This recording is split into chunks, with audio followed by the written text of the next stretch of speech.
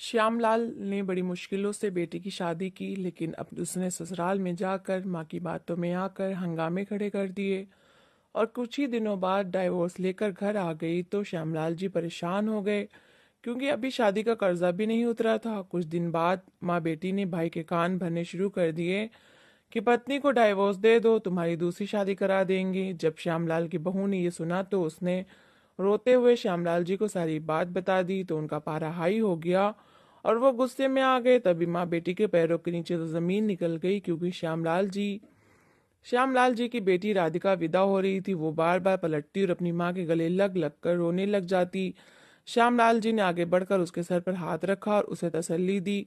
हर बेटी को एक दिन विदा होना ही होता है और तुम्हारा ससुराल बहुत अच्छा है, तुम जरूर खुश रहोगी। श्यामलाल जी ने उसे तसल्ली दी तो राधिका के पति विवेक ने आगे बढ़कर उसका हाथ थाम लिया। सच में वो एक अच्छा और प्यार करने वाला इंसान था। थोड़ी देर के बाद राधिका विदा हो गई तो हॉल के दरवाजे पर खड़े श्यामलाल जी ने अपने माथे से पसीना पोंछा। एक बड़ा कर्तव्य पूरा हो गया था। हॉल के किराए के बाकी पैसे कब देंगे श्यामलाल जी? वैसे तो किसी के साथ तो मैं ऐसा नहीं करता, लेकिन क्योंकि आप पुराने जान पहचान वाले हैं, इसलिए मैं आधा किराया बाद में लेने के लिए तैयार हो गया था। हॉल का मालिक मूंछों को ताव देते हुए श्यामलाल जी के पास आ गया था। श्यामलाल जी ने नजर बचाकर इधर उधर देखा। मेहमान अभी जा रहे थे। आप चिंता मत करिए, कुछ ही दिनों में मैं आपके बाकी के पैसे भी दे दूंगा। श्यामलाल जी ने उसे विश्वास दिलाया। बेटी की शादी उनकी जेब पर बहुत भारी पड़ गई थी। हॉल और खाने का खर्च इतना ज्यादा था कि वो बेटी को दहेज देने के बारे में सोच भी न सकते थे। किस्मत अच्छी थी कि राधिका के ससुराल वालों ने साफ कह दिया था कि उन्हें दहेज के नाम पर कुछ नहीं चाहिए। लेकिन श्यामलाल जी की पत्नी विमला को तो ये सुनते ही भड़क उठी थी। अरे ऐसी भी क्या परेशानी आई है कि इकलौती बेटी को विदा करना है? लोग सौ सौ बातें बनाएंगे। मैं तो शानदार दहेज देना चाहती हूँ अपनी बेटी को। जैसे भी व्यवस्था होती है करें, चाहे किसी से उधार ले लें, बाद में अदा करते रहिएगा। विमला देवी ने लापरवाही से कहा था। श्यामलाल जी अपना सर पकड़ कर रह गए। मामूली सी पेंशन से वो इतनी शानदार शादी का खर्चा कैसे उठाते? लेकिन विमला देवी ने तब तक उन्हें रिश्ते के लिए हाँ न करने दी जब तक कि उन्होंने दहेज देने का वादा न कर लिया। विमला देवी ने अपनी मनवाकर छोड़ी। लाखों का कर्ज लेकर श्यामलाल जी ने आज शानदार दहेज अपनी बेटी को दिया था, मगर वो खुश थे कि कम से कम बेटी की शादी का बोझ उनके सर से उतर गया। हॉल से सारे मेहमानों को विदा करके वो घर आए तो कुछ करीबी लोग ही उनके घर पर रुके थे। उनके सोने की व्यवस्था करके जिस समय श्यामलाल जी अपने कमरे में आए, विमला देवी फोन कान से लगाए बड़ी गंभीरता से बात कर रही थी। रात के इस समय किसका फोन है? श्यामलाल जी ने घड़ी में समय देखा, जहां 2 बज रहे थे। मगर विमला देवी उनसे अनजान फोन पर कह रही थी, तुम चिंता मत करो राधिका, सुबह नाश्ता लेकर मैं जब आऊंगी तो मैं तुम्हारे ससुराल वालों के सारे नखरे ठीक कर दूंगी। आखिर उन्होंने समझा क्या है मुझे, बस तुम चिंता मत करो। विमला देवी शायद अभी कुछ और भी कहती, मगर दूसरी ओर राधिका ने यह कहकर फोन काट दिया था कि कमरे में कोई आ रहा है। विमला देवी ने फोन काटा तो श्यामलाल जी परेशान से खड़े थे। क्या हुआ है राधिका को? तुम क्यों परेशान हो? उन्होंने पूछा तो विमला देवी बोली, अरे होना क्या है, राधिका की चालाक सास ने कोई रस्म नहीं करने दी। मुंह दिखाई और जितनी भी रस्में थी उनमें मिलने वाले सारे पैसे घर में काम करने वाली औरतों को दे दिए। क्यों उसकी दुआ लगेगी? अरे भाई देने हैं तो अपनी जेब से पैसे दो। मेरी बच्ची के पैसे क्यों दिए हैं? सुबह मैं देखती हूँ जाकर। विमला देवी कठोर स्वर में कहते हुए करवट लेकर लेट गई थी। श्यामलाल जी को अच्छा तो न लगा, लेकिन वो जानते थे कि रात के इस समय विमला से बहस करना ठीक नहीं, इसलिए खामोशी से लेट गए। सुबह विमला देवी ने अच्छी बेकरी से नाश्ता मंगवाने को कहा था। कितने लोगों का नाश्ता लाऊं? श्यामलाल जी ने पूछा तो विमला देवी एकदम बोली, कितने लोग क्या मतलब? सिर्फ दूल्हा और दुल्हन का नाश्ता आएगा, बाकी घर वालों का ठेका थोड़ी ले रखा है हमने, वो खुद अपना नाश्ता बनाकर कर लेंगे। विमला देवी ने कहा तो श्यामलाल जी सोच कर रह गए, लेकिन जेब में रुपए भी ना होने के बराबर थे। ना चाहते हुए भी उन्होंने विमला देवी की बात मान ली। 2 लोगों का नाश्ता लेकर जिस समय वो राधिका के ससुराल पहुंचे, विमला देवी का मूड खराब था। उन्हें अंदर राधिका के शानदार बेडरूम में पहुंचा दिया गया। राधिका सजी सजाई नया सूट पहनकर बैठी थी, लेकिन उसके चेहरे के भाव खराब थे। माँ ये देखो कितनी हल्की सी अंगूठी दी है विवेक ने मुझे मुंह दिखाई में। भला ये भी कोई अंगूठी है? सब कितना हंसेंगे, इससे ज्यादा कीमती अंगूठी तो मेरे दहेज की है। राधिका ने मुंह फुलाकर अंगूठी उनके आगे की थी। विमला देवी ने भी अंगूठी देखते ही अपने सीने पर हाथ रखा। हाय हाय, ये अंगूठी अंगूठी कम छल्ला ज्यादा लग रहा है। अरे कहाँ है तुम्हारी सास, बुलाओ अभी उनको। उन्होंने इतना ही कहा था कि राधिका की सास कमरे में आ गई। उन्होंने उनकी सारी बातें सुन ली थी। उनके चेहरे पर शर्मिंदगी सी फैली हुई थी। माफ करना बहन, मुंह दिखाई के लिए विवेक के पास रुपए ही नहीं बचे थे। आप लोगों ने ही कहा था कि रिसेप्शन के शानदार हाल में करना है, और फिर 25 जोड़े और साथ में सोने के कई सेट। ये सब कुछ बनाते बनाते मुंह दिखाई का तोहफा लेने के लिए उनके पास पैसे ही न बचे थे। मगर चिंता ना करे, वो बाद में राधिका को कोई अच्छी चीज दिला देगा। राधिका की सास शर्मिंदगी से कह रही थी, मगर विमला देवी का मुंह बन गया था। अरे यही गिफ्ट तो सारी जिंदगी यादगार होता है, यही अच्छा नहीं दिया तो आगे क्या ही अच्छा करेगा, वो मुंह बनाते हुए कह रही थी। इतना कहते हुए वो ये भी भूल गई थी कि 3 सोने के सेट जो दिए थे वो भी तो विवेक ने ही बनवाए थे। राधिका की सास सीधी औरत थी। वो खामोशी से कमरे से निकल गईं। उन्होंने विमला देवी और श्यामलाल जी के लिए चाय बनवाई, मगर सिर्फ श्यामलाल जी ने ही चाय पी। विमला देवी मुंह बनाकर बैठी रहीं। मुझे इतनी तेज चीनी वाली चाय पसंद नहीं, वो हर बात में कीड़े निकाल रही थी। राधिका के ससुराल वालों को तुरंत अंदाजा हो गया कि वो सिर्फ लड़ने का बहाना ढूंढ रही हैं। वो सीधे लोग थे, उन्होंने किसी भी बात पर बहस करना ठीक नहीं समझा। मगर राधिका का ससुराल भरा पड़ा था। उसकी बड़ी जेठानी भी सबको अजीब नजरों से देख रही थी। 2 बिन ब्याही नंदे थीं जो बार बार भाभी भाभी कहकर राधिका के साथ लिपट रही थीं, मगर राधिका बुरा सा मुंह बनाकर उन्हें खुद से दूर किए जा रही थी। मुझे ज्यादा भीड़ भाड़ पसंद नहीं है, प्लीज सब लोग मेरे कमरे से चले जाएं, मैं कुछ देर आराम करना चाहती हूँ। विमला देवी जाने के लिए खड़ी हुई जब उन्हें राधिका के कमरे से आवाज सुनाई दी। थोड़ी देर के बाद राधिका के कमरे से उसकी दोनों नंदे और बड़ी जेठानी शर्मिंदा सा मुंह बनाकर बाहर निकल रही थी। विमला देवी मुस्कुरा दी। बिल्कुल इसी तरह करना, किसी से दबकर रहने की कोई जरूरत नहीं है, उन्होंने अंदर आकर राधिका के कान में कहा, और घर से बाहर निकल आई। श्यामलाल जी ये सब देख रहे थे। राधिका का व्यवहार उनके साथ अच्छा नहीं था, हालांकि वो सब लोग इतना प्यार करने वाले हैं। तुम राधिका को समझाओ कि ससुराल में इस तरह का स्वभाव नहीं चलता, श्यामलाल जी ने वापसी में कहा। तो विमला देवी सर छटक कर रह गईं। रिसेप्शन वाले दिन भी राधिका का यही हंगामा था, उसे लहंगा पसंद नहीं आया था। विमला देवी ने खूब तमाशा लगाया और राधिका की सास और विवेक को गरीब, कंजूस और ना जाने क्या क्या कुछ कहा। वो बेचारा मेहमानों के सामने लाल चेहरा लिए शर्मिंदा सा होता रहा। उसने सिर्फ इतना कहा था कि राधिका, अगर तुम्हें लहंगा पसंद नहीं था तो मुझसे अकेले में भी कह सकती थी, यहाँ सबके सामने तमाशा बनाने की क्या जरूरत थी। मगर राधिका तो विमला के कंधे से लगी आंसू बहाती रही। बात इतनी ज्यादा बिगड़ गई कि श्यामलाल जी को मामला शांत करवाना पड़ा। रिसेप्शन के बाद घर आते उन्होंने राधिका के सर पर हाथ रखा। विवेक बहुत अच्छा इंसान है, उसके साथ घर बसाने की कोशिश करो, फालतू में अपनी माँ की बातों में आकर अपना रिश्ता खराब मत करो। श्यामलाल जी तो ये कहकर घर आ गए, मगर राधिका ने ये बात फोन पर माँ को बता दी। विमला देवी श्यामलाल जी से बुरी तरह से उलझ पड़ी। सारी जिंदगी श्यामलाल जी इनसे दबते ही आए थे, क्योंकि खुद वो शांत स्वभाव के थे और विमला देवी तेज स्वभाव वाली थीं। राधिका ससुराल में कम और मायके ज्यादा आकर रहती, और जितने दिन ससुराल में रहती वहां होने वाली एक एक बात माँ को फोन पर बताती रहती। विमला देवी भी सुबह उठते साथ नाश्ता करती और फोन मिलाकर बैठ जाती। राधिका जो देर से उठने की आदी थी, कमरे में ही नाश्ता मंगवाती और माँ को सारे दिन की रिपोर्ट देती रहती।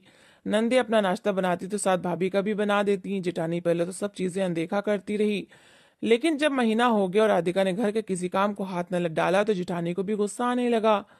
उसने एक दिन सास से कह भी दिया, माँ जी अब तो राधिका को आए हुए काफी दिन हो गए हैं, आप हमारे बीच कामों का बंटवारा कर दीजिए, मेरे भी छोटे छोटे बच्चे हैं।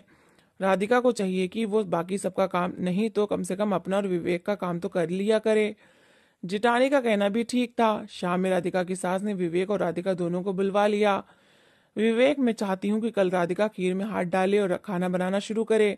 तुम्हारी बड़ी भाभी फिर से माँ बनने वाली हैं, तो उससे पूरे घर के कामकाज करवाना तो गलत होगा, सास प्यार भरे स्वर में कह रही थी। लेकिन राधिका अचानक बिदक कर उठ खड़ी हुई। तो ऐसा कहना कि आप मुझे इस घर में नौकरानी बनाकर लाई हैं। जेठानी के यहाँ बच्चा पैदा हो रहा है तो मैं क्यों उसकी सेवा करूं? मुझसे घर के काम नहीं होते, अगर मेरा दिल चाहेगा तो मैं कर लूंगी, वरना मुझसे कोई जोर जबरदस्ती ना करे, गुस्से में कहते हुए राधिका उठकर चली गई। विवेक शर्मिंदा सा हो रहा था। क्या करता, राधिका की अदाओं सुंदरता के आगे वो पहले ही अपना दिल हार चुका था। लेकिन उसे राधिका का ये व्यवहार बहुत बुरा लगा। मैं उसे समझाने की कोशिश करूंगा, वो सबके सामने कहकर उठ गया। लेकिन राधिका ने कमरे में जाते ही माँ को फोन खड़का दिया था। सिर्फ अपना और विवेक का काम करो, बाकी किसी का काम करने की कोई जरूरत नहीं है, विमला देवी ने सख्ती से कहा। श्यामलाल जी सुन रहे थे। राधिका का ससुराल है वो, उसे वहां दिल लगाने दो, अगर काम करने भी पड़ते हैं तो इसमें बुराई क्या है? श्यामलाल जी ने कहने की कोशिश की, लेकिन विमला देवी ने उन्हें टोक दिया। दूसरी ओर राधिका की जेठानी की तबीयत खराब हो गई थी। दोनों नंदे छोटी थीं, वो काम करने की कोशिश तो करती लेकिन उनके हाथ में वो सफाई न थी। मगर राधिका ने तो कसम उठा रखी थी कि वो अपने अलावा किसी का काम नहीं करेगी। किचन में गंदे बर्तनों का ढेर पड़ा रहता, सास और ससुर का परहेजी खाना बनना होता, मगर वो मजे से मोबाइल चलाती रहती। विवेक भी उसकी हरकतों से तंग होता जा रहा था। उस दिन भी उसके ससुर बाहर से वापस आए तो उन्होंने खाना मांगा। राधिका, बेटा मेरा खाना मुझे लाकर दे दो। कल भी खाने में थोड़ा नमक तेज था तो मेरा मेरा ब्लड प्रेशर ज्यादा हो गया था। ससुर ने कहा तो राधिका ने मुंह बना लिया, मैंने तो खाना बाहर से मंगवाया है और आपका खाना बनाना तो मैं भूल ही गई। राधिका ने होटल का खाना लाकर उनके सामने रख दिया। उन्होंने बेबसी से खाने की ओर देखा, मगर भूख लग रही थी, उन्होंने वो खा लिया। खाने में नमक मसाला काफी तेज था, वो ब्लड प्रेशर के मरीज थे। खाना खाते साथ ही उनका ब्लड प्रेशर ज्यादा हो गया। शाम तक उनकी तबीयत इतनी खराब हुई कि सबके हाथ पैर फूलने लगे। किसने कहा था इतना तेल मसाले वाला खाना पिताजी के सामने रखो? जब विवेक ने ये कहा तो राधिका भी सामने से चिल्ला उठी, तुम्हें कोई नौकरानी नहीं लगी? तुम्हारे बाप के लिए खाना बनाती रहूं? तुम्हारी माँ के हाथ टूटे नहीं हैं? वो खुद बना लिया करे अपने पति का खाना। राधिका ने अभी इतना ही कहा था कि विवेक ने एक जोरदार थप्पड़ उसके मुंह पर दे मारा। मेरे माँ और बाप के बारे में ऐसे बात मत करो राधिका। राधिका मुंह पर हाथ रखे सदमे से खड़ी थी। थोड़ी देर बाद विवेक को एहसास हुआ उसे थप्पड़ नहीं मारना चाहिए था, मगर अब देर हो चुकी थी। राधिका अपना बैग लेकर घर से निकलती चली गई। विवेक ने उसे रोकने की कोशिश की, मगर राधिका आपे से बाहर हो चुकी थी। उसके ससुर की तबीयत बहुत खराब थी। विवेक उन्हें जल्दी से अस्पताल ले गया। उन्हें आईसीयू में एडमिट करना पड़ा क्योंकि ब्लड प्रेशर शूट कर जाने के कारण उन्हें स्ट्रोक का खतरा बढ़ गया था। एक हफ्ता वो अस्पताल में एडमिट रहे, मगर राधिका या उसके घर वालों में से किसी ने फोन करके भी ना पूछा। विवेक हैरान था, अपने ससुराल से उसे ये उम्मीद तो ना थी। दूसरी ओर राधिका ने घर में जाते ही रो रोकर आसमान सिर पर उठा लिया। वो लोग मुझे मारते हैं। सास ने आज विवेक को इतना भड़काया, उसने मुझे हाथ पकड़कर घर से निकाल दिया। उसने इतनी झूठी कहानी सुनाई कि विमला देवी भी चिल्ला चिल्ला कर आसमान सर पर उठाने लगी। कोई जरूरत नहीं है अब यहाँ से जाने की, जब तक विवेक आकर तुम्हारे पैर नहीं पकड़ेगा तुम नहीं जाओगी। विमला देवी ने भी निश्चय कर लिया था। खुद श्यामलाल जी भी परेशान थे, मगर वो चाहते थे कि मामला ठंडा हो जाए। आखिर एक दिन उन्होंने विवेक को फोन कर ही लिया। दूसरी ओर विवेक ने जब उन्हें बताया कि उसके पिताजी एक हफ्ते से अस्पताल में एडमिट थे तो श्यामलाल जी हैरान रह गए। और जब विवेक ने उन्हें पूरी बात बताई तो श्यामलाल जी खुद शर्मिंदा हो गए। उन्होंने विवेक को घर बुला लिया। विवेक राधिका को मनाने आया तो उसे देखते ही राधिका ने मुंह बना लिया। माँ, इसे बता दे कि मैं इन कंजूसों के घर बिल्कुल नहीं जाऊंगी। अगर ये मुझे लेकर जाना चाहता है तो पहले मेरे लिए अलग घर बनाए। उसने खड़े खड़े हंगामा मचा दिया था। विवेक कुछ पल तक बेबसी से उसे देखता रहा, मगर अब उसकी सहनशीलता जवाब दे चुकी थी। तुम घर बसाने वाली औरत हो ही नहीं, तुम अपने माँ बाप के घर रहना चाहती हो। अलग घर बनाना अभी मैं अफोर्ड नहीं कर सकता, इसलिए मेरी तरफ से तुम आजाद हो। मैं कल वकील से बात कर लूंगा और डाइवोर्स के पेपर्स तुम तक पहुंच जाएंगे। ये कहता हुआ वो घर से निकलता चला गया। राधिका कुछ पल तो सकते में खड़ी रही और फिर माँ के गले लगकर फूट फूट कर रोने लगी। मगर श्यामलाल जी ने अपना सर पकड़ लिया था। अभी तो उन्होंने राधिका की शादी पर लिया हुआ उधार भी चुकता ना किया था। क्या राधिका सच में डाइवोर्स लेकर वापस आ बैठी थी? उनका दिल घबराने लगा। वो बड़ी मुश्किल से चारपाई का सहारा लेकर उस पर बैठते चले गए। राधिका पहले तो रोती धोती रही, लेकिन विमला देवी होशियार औरत थी। उन्होंने फौरन से राधिका का हाथ पकड़ा। अरे चिंता मत कर, ये घटिया लोग तो तेरे लायक ही नहीं थे। मैं तेरे लिए दूसरा घर ढूंढूंगी जो तेरे लायक होगा। राधिका आंसू साफ करते हुए खड़ी हो गई। श्यामलाल जी का दिल चाहा कि अपना सर पीट लें। शादी कोई गुड्डे गुड़िया के खेल तो नहीं था। वो खामोशी से घर से निकल गए। वापस आए तो घर में माहौल बिल्कुल नॉर्मल हो चुका था। बहू, जरा एक गिलास पानी देना, श्यामलाल जी ने लाउंज में रखे छोटे से सोफे पर बैठते हुए कहा। तो उनकी बहू मेघना किचन में पानी का गिलास ले आई। उसका चेहरा परेशान लग रहा था।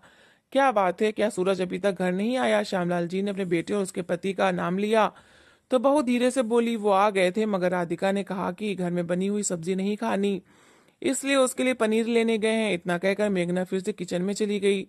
श्यामलाल जी ने ठंडी सांस ली। बेटी की परवरिश बहुत खराब हुई थी, लेकिन अब वो वाकई में परेशान हो रहे थे। कर्ज लेने वाले बार बार फोन कर रहे थे।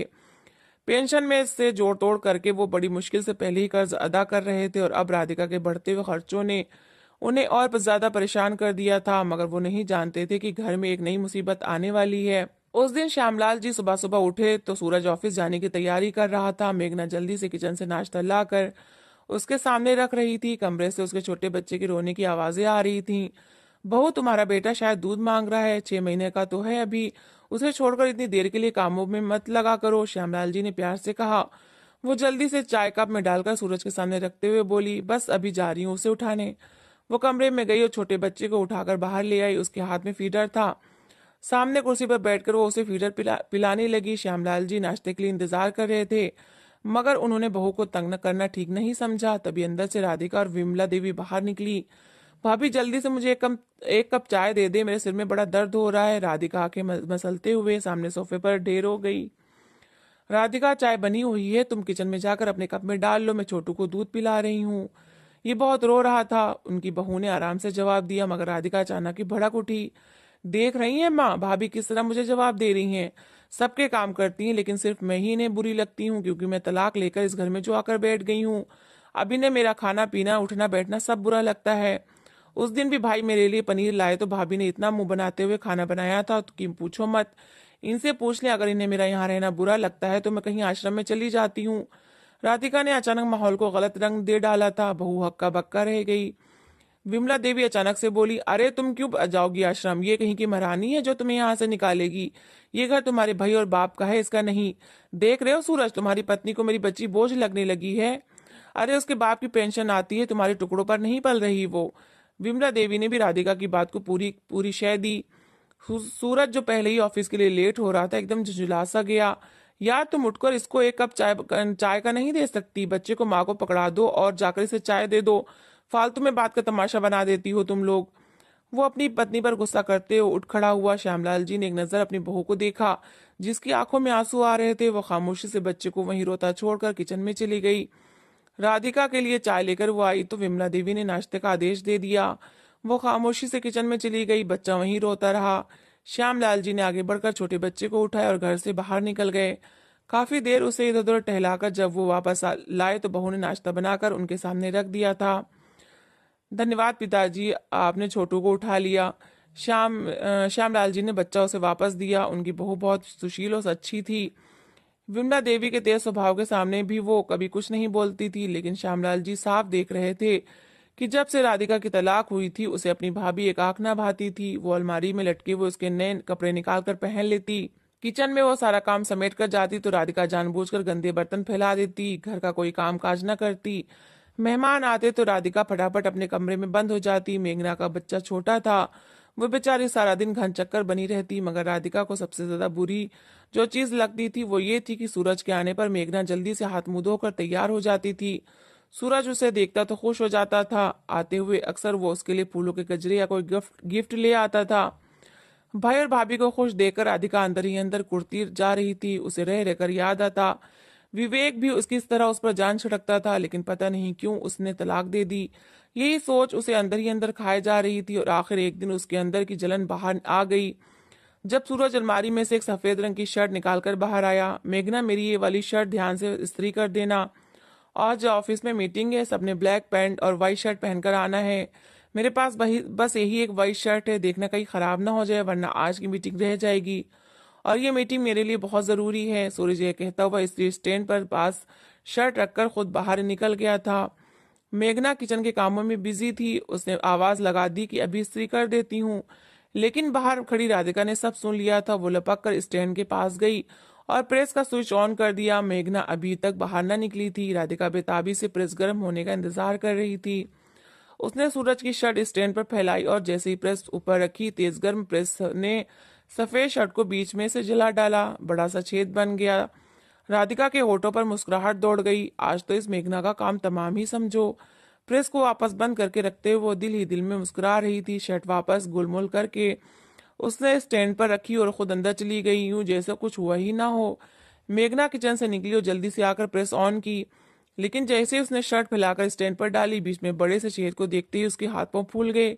ये क्या हुआ? ये जल कैसे गई? उसने हैरत से सवाल किया और ठीक उसी टाइम सूरज अंदर आया। हो गई प्रेस शर्ट? उसने पूछा। तभी उसकी निगाह जली हुई शर्ट पर पड़ी। ये क्या किया तुमने? कहा भी था कि ध्यान से प्रेस करना। ध्यान कहाँ होता है तुम्हारा? मैंने बताया भी था कि आज की मीटिंग में जाना कितना जरूरी है। कितनी बेवकूफ औरत हो तुम। सूरज गुस्से का तेज था, शुरू हुआ तो फिर चुप ही ना हुआ। मेघना बेचारी रुहासी सी हो गई और तभी राधिका अंदर से निकली। मैंने खुद देखा था, भाभी जानबूझकर प्रेस तेज करके शर्ट को जला रही थी और मुस्कुराते हुए कह रही थी कि मुझ पर गुस्सा करते रहते हो ना, अब देखना तुम्हें भी मजा आएगा। राधिका ने सफाई से झूठ बोला तो मेघना की आंखें हैरत के मारे फैल गईं। मगर सूरज का दिल चाह आगे बढ़कर मेघना का मुंह नोच ले। जानबूझकर किया तुमने ये सब? शर्म नहीं आती तुम्हें? मैं तुम्हारा पति हूं और तुम मुझसे बदला लेने चाहती हो? इतनी नफरत भरी है मेरे खिलाफ तुम्हारे दिल में? वो चिल्लाने लगा। विमला देवी अंदर से बाहर निकल आई थी और श्यामलाल जी भी अपने कमरे से आ गए। अरे ये तो इस लायक ही नहीं है कि इसे इस घर में रखा जाए। तू डाइवोर्स दे दे इसे, मैं तेरी शादी किसी दूसरी लड़की से कराऊंगी जो समझदार और घर चलाने वाली होगी। इसके तो पैर ही जमीन पर नहीं टिकते और आज जो साफ पता चल गया कि इसके अंदर तेरे लिए कितनी नफरत है। विमला देवी आगे बढ़ते हुए कह रही थी। सूरज भी गुस्से में आग बबूला हुआ जा रहा था और राधिका तो आग लगाकर अब मजे से मुस्कुरा रही थी। मेघना की आंखों से आंसू बह रहे थे। वो वैसे ही डरपोक सी थी, उससे कुछ बोला ही नहीं जा रहा था। श्यामलाल जी भी सारा तमाशा देख रहे थे। उन्होंने कुछ देर पहले राधिका को प्रेस लगाते हुए देख लिया था। सारा मामला उनकी समझ में आ गया। विमला देवी और राधिका जोरों शोर से सूरज को कह रही थी कि वो मेघना को डाइवोर्स देकर घर से निकाल दे, और लग भी रहा था कि सूरज अभी मेघना को घर से निकाल देगा। तभी अचानक श्यामलाल जी आगे बढ़े। जरा एक मिनट रुको, ये डाइवोर्स का जो खेल घर में रचा रचा रखा है, इसमें थोड़ा सा हाथ मैं भी बटा देता हूँ। सबने चौंककर उनकी ओर देखा। वो विमला देवी को घूर रहे थे। तुमने ना अपनी बेटी का घर बसने दिया और अब अपने बेटे का बसा बसाया घर भी खराब करने पर तुली हो। विवेक एक अच्छा इंसान था, मगर तुम लोगों को उसकी कदर नहीं आई और ये सब अब मेघना के साथ कर रहे हो। राधिका को तो मैं ना बचा सका, मगर सूरज का घर खराब नहीं होने दूंगा। राधिका ने खुद ये शर्ट जलाई है क्योंकि तुम दोनों मेघना का डाइवोर्स करवाना चाहती हो, लेकिन अब नतीजा खुद ही भुगतो। इतना कहते श्यामलाल जी गुस्से से विमला देवी की ओर पलटे और दौड़ते हुए बोले, विमला टाइम लायक नहीं है कि मेरे घर में रहो, निकल जाओ तुम इस घर से। तुमने अपनी बेटी की डाइवोर्स कराई और अब मेरे बेटे की भी कराना चाहती थी, लेकिन इससे पहले मैं तुम्हें डाइवोर्स देता हूँ, कल ही कोर्ट से नोटिस तुम्हें भिजवा दूंगा। विमला देवी की आंखें फटी की फटी रह गईं। इस उम्र में तलाक का जो धब्बा लगा था वो तो कहीं मुंह दिखाने के लायक नहीं रही थी। सभी सकते में खड़े थे। श्यामलाल जी ने विमला देवी के हाथ हाथ के इशारे से बाहर निकलने को कहा और खुद आराम से अंदर कमरे में चले गए थे। सूरज भी सच जानकर हैरान था, मगर सभी सदमे में थे। विमला देवी फूट फूट कर रोने लग गई थी। उन्होंने सारी जिंदगी अपनी औलाद का घर उजाड़ने की कोशिश की थी और आखिरकार उन्हें उसका फल मिल गया था। सामान समेटकर अपने भाई के घर जाते हुए वो यही सोच रही थी कि भाभी उन्हें स्वीकार करेंगी या नहीं, क्योंकि अपनी साजिश के स्वभाव के कारण उन्होंने किसी भी भाभी से बनाकर न रखी थी। मेघना खामोश खड़ी थी। माँ के जाने के बाद राधिका की भी हैसियत घर में खत्म हो गई थी। श्यामलाल जी उसे मेघना पर कोई जुल्म न करने देते देते थे। जल्दी उन्होंने एक दूसरा घर देखकर राधिका का रिश्ता फिर से तय कर दिया था। विमला देवी को अभी डाइवोर्स के पेपर्स ना भेजे थे। उन्हें अपनी गलती का एहसास हो गया था। उन्होंने वापस आकर श्यामलाल जी से बहुत माफी मांगी और अब वो बदल गई थी। इस उम्र में भी घर रहकर उनके होश ठिकाने आ गए थे। राधिका की शादी जहाँ हुई वहां उसे वो सहूलतें तो ना मिली थी जो विवेक की घर थी, मगर ना चाहते हुए भी वो गुजारा करने पर मजबूर थी, क्योंकि श्यामलाल जी ने उसे वापस आने से सख्ती से मना कर दिया था। ठंडी सांस लेकर वो सोचते, अगर यही सख्ती वो विमला पर पहले कर लेते तो शायद इतना नुकसान ना होता। तो दोस्तों, इस कहानी को लेकर आपकी क्या राय है कमेंट बॉक्स में ज़रूर बताएं, और अगर आपको हमारी आज की कहानी अच्छी लगी हो तो प्लीज़ इसे लाइक ज़रूर करें।